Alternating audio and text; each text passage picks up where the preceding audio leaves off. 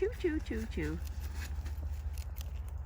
Probably starving from being in here all night. Okay, so I'm in my greenhouse with Bobo, cleaning the dirt, and I'm probably doing everything that you should not be doing when it comes to starting seeds. But I also think that this is an example of how, like, all the rules surrounding seed starting, I mean, there are some that are there for a reason to avoid, you know, bacteria and infestation and different things like that. But really, like, people have been starting seeds in the ground, what is it, 12,000 years that human beings have had modern farming, agricultural methods. Anyway, whatever. Not modern. So I ordered my seeds late because I was having a gardening, homesteading reprieve over the winter time. And so I haven't received my seeds yet, and it is April. Our last frost date is usually May long weekend. Kind of mid to late May-ish. So there's certain things that I really want to get started. Things that like 8 to 10 weeks. But then I also want to start my brassicas because I plant those out before last frost. So I wanted to see what I had in my seeds, so to see what I could get started. And guess what? I have a lot. I have so much. So I have lots of tomatoes. These are last year's seeds, and what I'm going to do is I'm going to do 2 seeds per cell to make sure I get some sort of germination.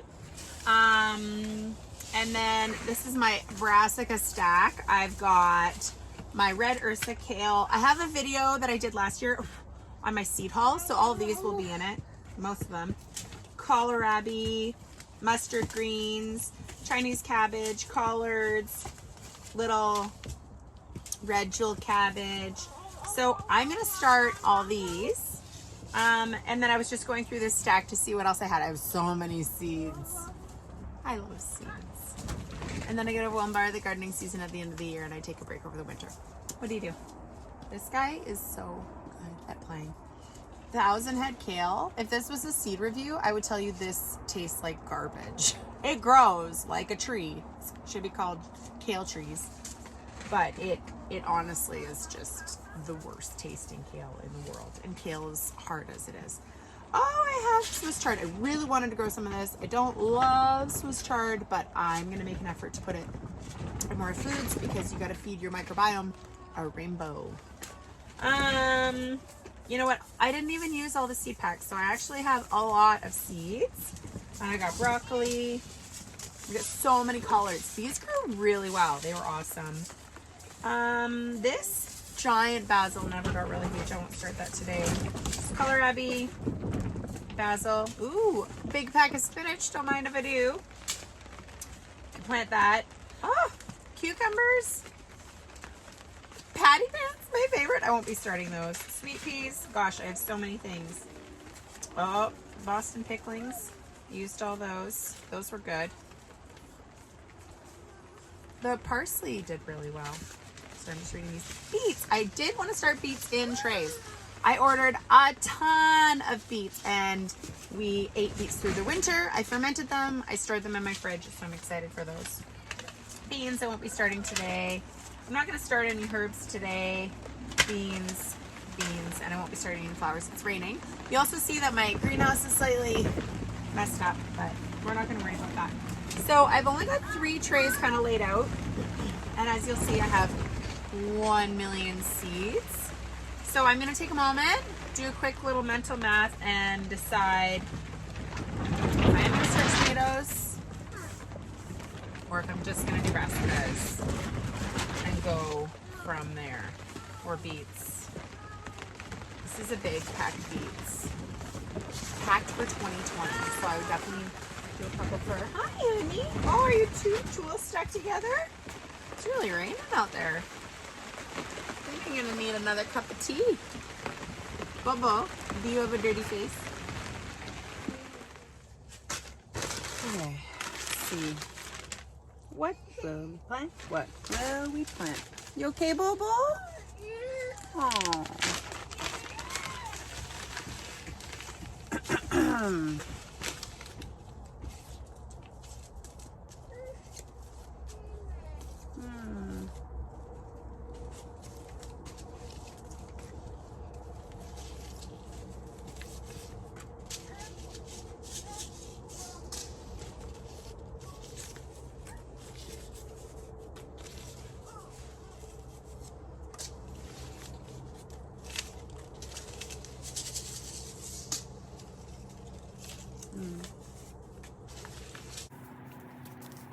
Okay.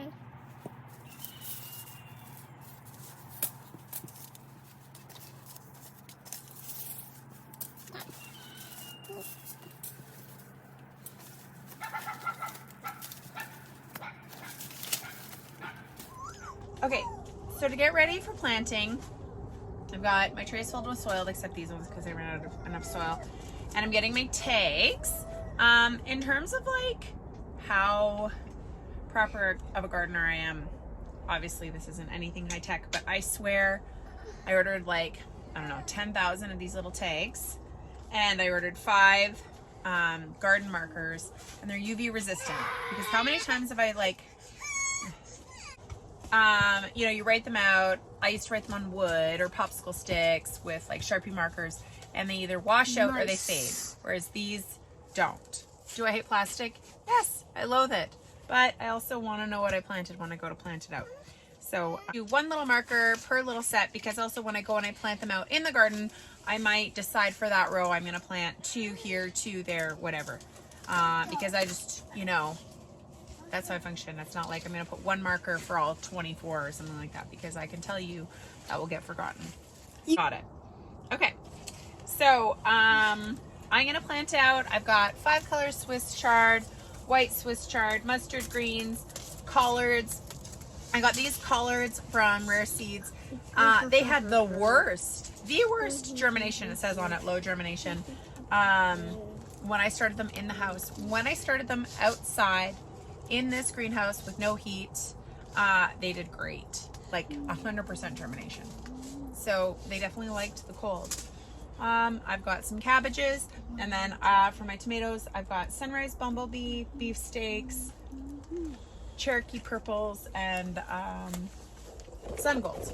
Yes. No. Thank you. Okay, so I already did the beets, and I'm gonna try and do a few more, and then I will start more and more and more and more, because now my head is in it and I'm obsessed with planting. You're obsessed with nothing. So now I'm back. It's after dinner. And you know, this is kind of how I function, trying to get something done in pieces. There are ruby streak mustard greens. There are some channels. I mean, we all probably have our favorite Instagram and YouTube channels, but there are some channels where you just see they just hammer things off and they get it done so fast. And I think like, oh, I just need to be that efficient. You know, I decided I just want rows and rows of mustard greens. Who doesn't? You know, you can actually like cook it, make like a paneer with it. You can freeze it, like blanch it and freeze it. So I am like team mustard greens, please and thank you. And I was actually just really happy I had all these seeds, because I felt like the seed order I just placed was really conservative in terms of like I'm ordering and I'm gonna plant just the basics. You know, I don't even think I ordered mustard greens. I was like, I'm just ordering butter crunch lettuce.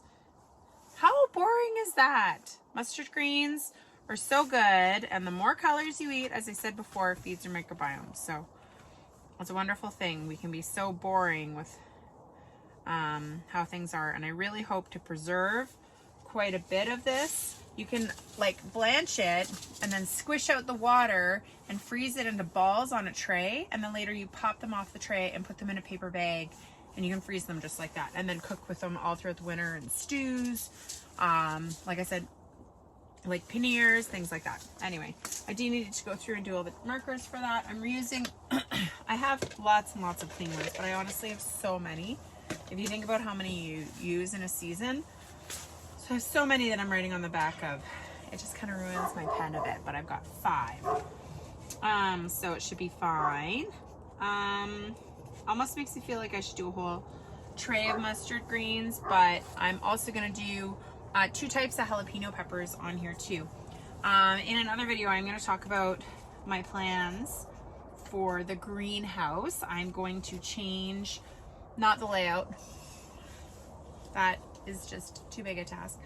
I am going to change how I do things because I usually do tomatoes with peppers interspersed, and I do the same thing every year, and my peppers always struggle. So this year, I'll just tell you, I'll show you guys in another video, but I'm going to do half peppers, half tomatoes, and then herbs just about everywhere. And herbs seem to do well in here for the most part. Parsley liked being outside, which was really nice. Okay, so I'm going to get as much as I can done before I have to go run and get Albie, who's playing at the other part of the property with Dad. And then I'll show you the grow lights in the basement and how I have it set up. Okay, happy planting. I'm just planting this lipstick pepper, and it is from my friend Josh in Manitoba. And it's so funny, he made like a mixtape of seeds that he had saved and sent me, and so this one's lipstick pepper by Matchbox 20, and it just cracks me up. It's so funny. It's nice to like gardening's such a positive experience, but then when you like layer onto it like seeds that friends have sent you, and obviously like the most adorable ways ever, it's just like pure magic in your heart. And then it makes me want to plant a million of these, but I actually don't know how well they're gonna grow. I did throw vermiculite on these mustard greens.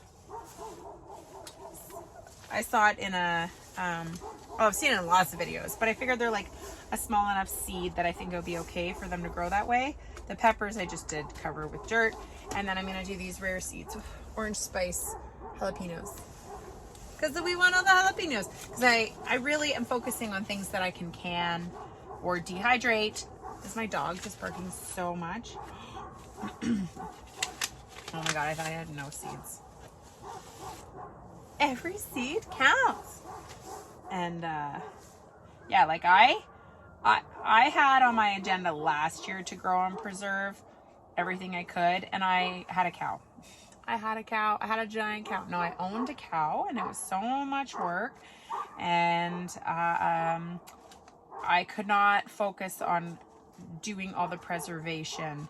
My garden kind of took care of itself. I didn't get things as dialed as I'd hoped, but I planted a lot of things.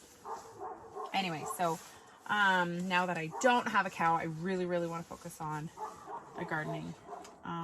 Orange spice jalapeno.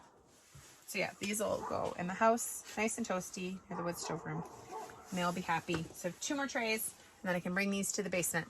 I was just about to plant these, and they were so bad last year I didn't get 1 head, and I had planted like 60, so I'm not planting them.